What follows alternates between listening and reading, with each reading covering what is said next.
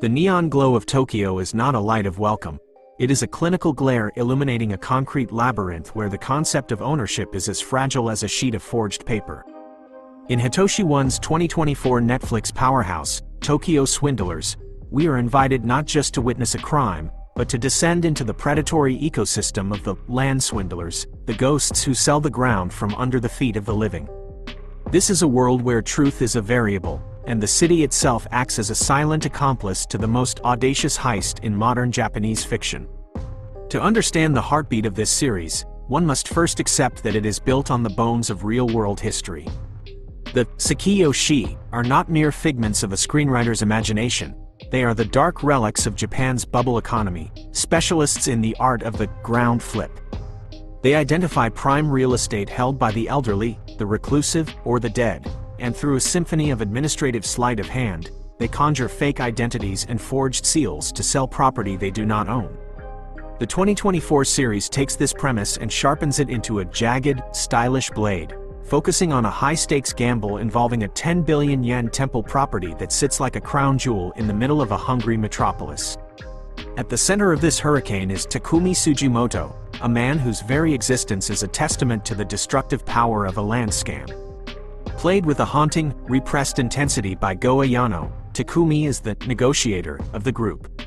He is a man who lost his family and his soul to a swindle years prior, and now, in a twist of Shakespearean irony, he has become the very thing that destroyed him. He moves through the world with the precision of a ghost, his eyes reflecting a profound emptiness that only the adrenaline of the scam can momentarily fill. He is the emotional anchor of the story, a tragic figure who understands that in the game of shadows, the only way to survive is to become the shadow itself. Contrasting Takumi's quiet desperation is the terrifyingly charismatic Harrison Yamanaka, portrayed by Etsushi Toyokawa. Harrison is not merely a criminal mastermind, he is a philosopher of chaos, a man who views the human condition through the scope of a high-powered rifle. For Harrison, the money is secondary to the hunt.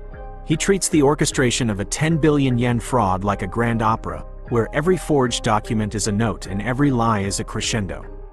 He is a predator who finds the modern world boring and seeks to inject a sense of primal danger back into the sterile boardrooms of Tokyo. His presence on screen is suffocating, a reminder that behind the polite veneer of Japanese corporate culture lies a void that is both ancient and hungry. The group is rounded out by a gallery of specialists who function like a dark reflection of a corporate team. There is Eiko, the recruiter, who scouts for the stand-ins, the desperate, the alcoholic, and the senile who can be coached to play the role of a property owner for a few hours. There is the informant, Takashita, who navigates the sleazy underbelly of the city to find the leads, and Nagai, the master forger whose hands can create a legal reality out of thin air. Together, they operate in the gray zones of Tokyo, nondescript cafes, high-end karaoke rooms, and the sterile hallways of the Legal Affairs Bureau. The series excels at showing the mundane mechanics of the fraud. The tension does not come from high-speed chases, but from the terrifying possibility of a stand-in forgetting their fake birth date during a high-stakes interview. As the narrative pushes toward the big prize, the Sekijo-shi temple, the series transforms into a pressure cooker. This is not just a story about stealing money, it is an interrogation of the value we place on land and legacy. The temple represents the sacred, while the swindlers represent the profane. The collision between these two worlds is messy, violent, and deeply cynical. The show does not shy away from the brutality inherent in Harrison's world. Deaths are not cinematic, they are cold, sudden, and often take place in the middle of the mundane city life, emphasizing that the swindle is a life-or-death gamble where the house always wins. Director Hitoshi One brings a distinct visual language to the series that elevates it above standard crime fare. The editing is percussive, mirroring the frantic energy of a heartbeat under stress. The soundtrack, composed by Ishino Taki, provides a techno-noir pulse that makes the act of signing a document feel like a descent into a nightclub in hell. The camera lingers on the textures of Tokyo, the cold steel of the skyscrapers, the rain-slicked asphalt, and the tired faces of the salarymen, suggesting that everyone in this city is part of a larger, systemic swindle. The real estate market is framed as a hallucination that everyone has agreed to believe in, and the Sekijo-shi are simply the ones who have realized the dream is fake. The investigation led by the veteran detective Kuramochi adds a layer of procedural grit to the story. She represents the fading light of justice in a world that has largely moved past the need for it. Her pursuit of the swindlers is hampered by bureaucracy and the very legal systems that the criminals exploit. It highlights the central irony of the show. The law is a rigid structure, but the swindlers treat it like clay. They understand that if you provide the right papers with the right stamps, the system will accept a lie as truth every single time. Ultimately, Tokyo Swindlers is a masterpiece of modern noir because it refuses to offer easy moralities. Takumi is a protagonist we want to root for, yet he is complicit in destroying lives. Harrison is a monster, yet his critique of society's obsession with material wealth rings uncomfortably true.